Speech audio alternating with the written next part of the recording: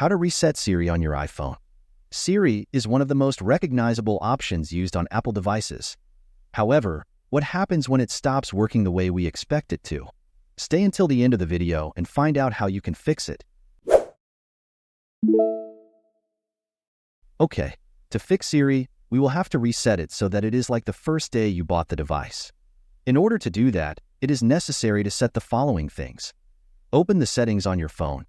When the settings open, find the Siri and search section and tap on it. A large number of options will open here. However, we will choose the Listen for option. Here we will tap on the Off option. The next thing we will turn off is in the General section. Once you have opened the section, find the Keyboard option and tap on it. Scroll through the options until you find the Dictation section. Turn off the Enable Dictation option here. Once you've done all that, it's time to reset Siri. Return to the Home Settings screen and select the Siri section. In the list, find the Siri and Dictation History option and tap on it. Here tap on Delete Siri and Dictation History button. Confirm your choice by tapping the Delete button. Now we have to turn on Siri again. Go back a step and select the Listen for option. Choose the way you want the speaker to respond. The home screen will appear so you can set up and use Siri again.